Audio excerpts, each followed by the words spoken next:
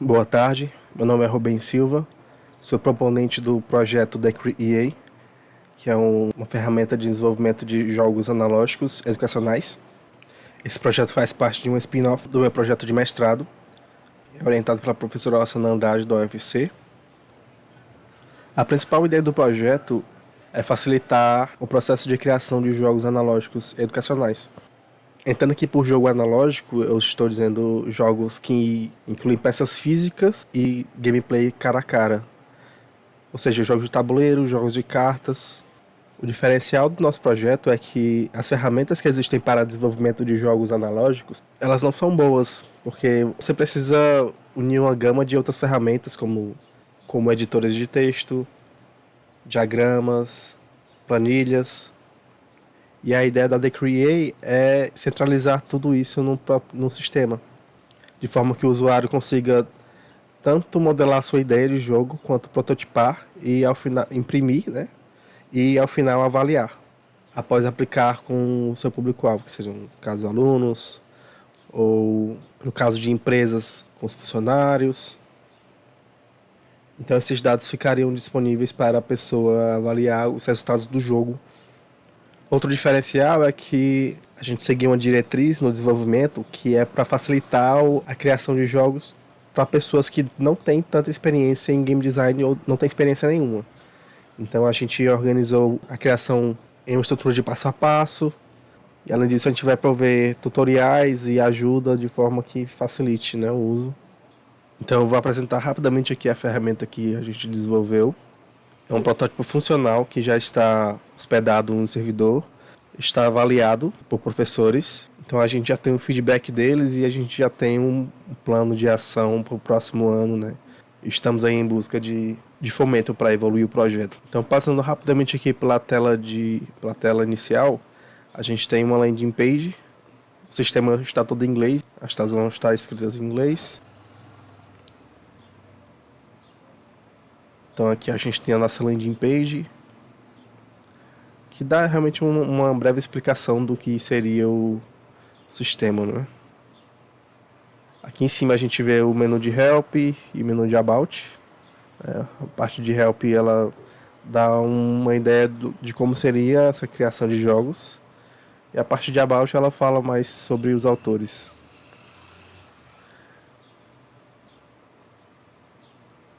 Mas vamos entrar aqui diretamente na funcionalidade.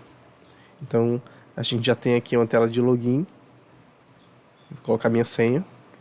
Nessa tela a gente já tem aqui os projetos que estão relacionados a essa conta. Então são alguns protótipos que eu vim testando ao longo do tempo, né? Então a gente pode criar um novo ou pode editar um existente. Eu vou editar um existente. E pronto, a gente já cai nessa tela de desenvolvimento. Essa primeira tela a gente já tem aqui que algumas informações elas já vêm preenchidas porque o template que a gente disponibiliza já vem embutido e já fica transparente para o usuário.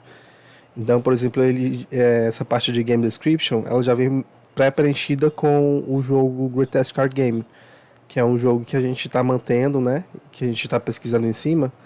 Então, a gente já está utilizando ele como template para qualquer usuário. Para que o usuário não precise começar do zero todo o jogo, né? Esse template também está refletido na parte de diagramas, de regras, de decks, de cartas. Então, tudo isso já vem pré-setado e pré-moldado para que o usuário não precise começar do zero. Claro, se ele quiser deletar, ele pode deletar e começar de outra forma, mas acho que isso facilita bastante para quem está começando agora na parte de desenvolvimento de jogos. O desenvolvimento ele é organizado em uma estrutura de passo a passo. Então, cada aba dessas aqui é um passo que a pessoa precisa fazer para no final gerar o jogo analógico que ela está buscando.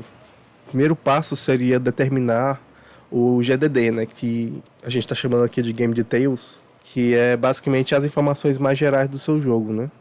Então aqui tem o nome dos autores, o nome do jogo, o gameplay, a ideia do gameplay, a descrição do jogo.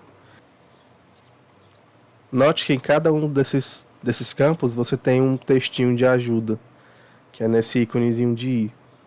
Então, em cada campo você vai ter uma ajuda específica para esse campo, explicando mais ou menos o que ele deve ser feito e como ele deve ser preenchido. Passando agora para a próxima tela, a gente chega na tela de diagramas, que a gente basicamente vai manipular o gameplay e os estados do jogo. Então, todo jogo ele precisa de o que a gente chama de game loop, né? Que é a sequência lógica de estados do jogo, onde você começa o jogo, que seria nesse estado aqui, e você termina o jogo, que é nesse estado aqui de game over. Então, tudo que acontece entre esses dois estados é o que a gente chama de gameplay. Então, o jogo ocorre dentro desse loop, né? Dentro desses laços, em que você começa um turno e você faz as jogadas e você termina o turno e vai para o próximo jogador. Que é como está detalhado aqui nesses estados de Player Next Player, onde você define qual é o próximo jogador e você escolhe qual é o tipo de jogada que você vai seguir.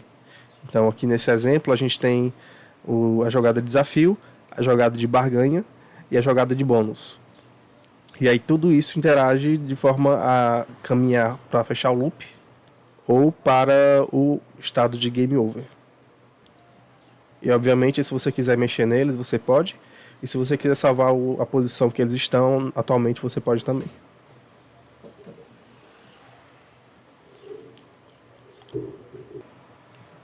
Tá, mas e se eu quiser alterar as regras do meu jogo, como é que eu faço? Pronto, você vem aqui nessa parte de gameplay, que é o próximo passo. Todo o gameplay já está definido aqui.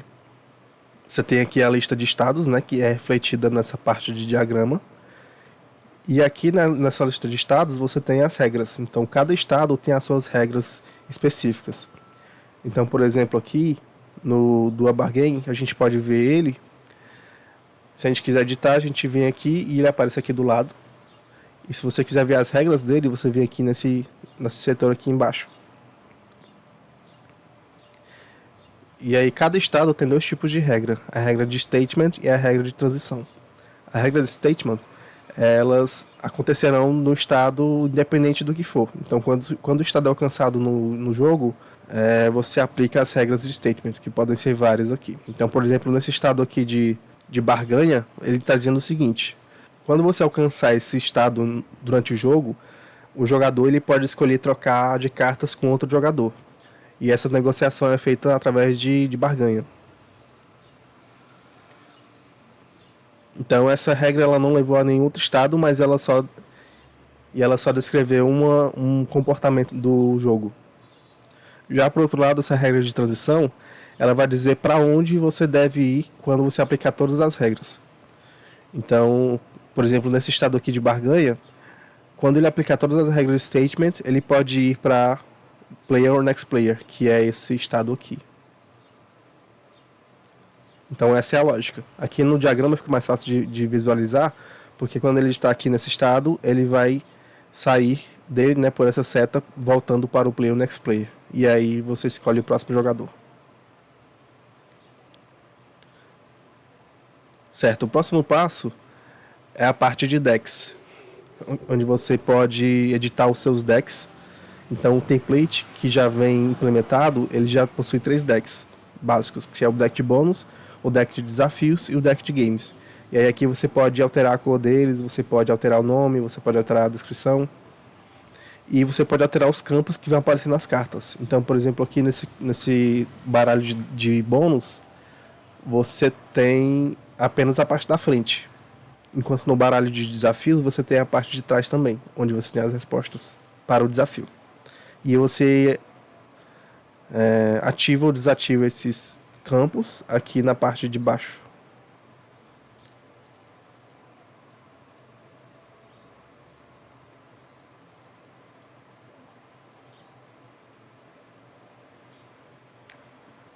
Já no próximo passo, você vai definir quais são as cartas de cada deck. A criação das cartas propriamente dita. Então você vai selecionar o seu baralho, que você editou na tela passada, no passo anterior, e você vai criar as cartas aqui nesse formulário. Então você tem o título, que já é refletido aqui na parte de protótipo da carta, as repetições, que vão dizer quantas cartas você quer que sejam iguais a essa, e os campos que vão aparecer aqui vão ser os campos que você deixou ativado na parte de decks. Então isso é personalizável também. Então você vai colocar aqui o efeito e ele vai, por exemplo, já refletir aqui na carta. E aí, se você quiser salvar, ela vai aparecer aqui embaixo. E por último, a gente vai para a parte de impressão, direto. Então aqui você já vê todo o trabalho que você fez refletido na parte do manual do jogo e na parte das cartas. Então aqui você pode imprimir o jogo com esse botão e você pode conferir aqui todo o trabalho. Então aqui já reflete o nome do jogo, já reflete a descrição, os autores, já reflete a descrição básica que você fez. Aqui já tem a descrição dos decks, né? Cada deck tem uma descrição que é baseada nos campos que você deixou ativado. Aqui tem as regras, então o modelo já consegue gerar um texto automático para as regras, então você não precisa se preocupar com isso. Então, por exemplo, aqui naquele estado de barganha, ele já aparece aqui que o estado de barganha, ele aparece a descrição da regra do estado e aparece a descrição da regra aqui embaixo e qual o estado deve seguir. E aqui embaixo aparece refletido o diagrama. Por último, aparecem as cartas que estão basicamente iguais às cartas que você criou na tela de cards. Então, se você quiser vir aqui e imprimir, ele vai gerar aqui 2 PDFs com o manual do jogo, refletido aquela tela lá de manual, e outro arquivo separado com as cartas do jogo. Então aqui você já pode imprimi-las e simplesmente recortar no papel que você quiser e tá pronto o jogo, basicamente. Então esse é o resumo do nosso projeto, do nosso protótipo, e a ideia basicamente é expandir, não é? Esse sistema para que ele inclua também jogos de tabuleiro, inclua também várias outras mecânicas, inclua também vários outros tokens, por exemplo, token de dado, token de personagem. A gente pretende também inserir sistemas de assinaturas, né? Então o usuário ele pode assinar planos de acordo com a sua necessidade e com isso ele tem os serviços apropriados para a sua necessidade. A gente vai inserir um módulo de avaliação, então a pessoa também vai poder avaliar o jogo depois de aplicá-lo. E essa avaliação gera dados, e esses dados são importantes para entender o gosto do usuário, né? Para gerar um serviço personalizado. E, enfim, com isso a gente encerra a apresentação do nosso protótipo, o Decree EA. Muito obrigado.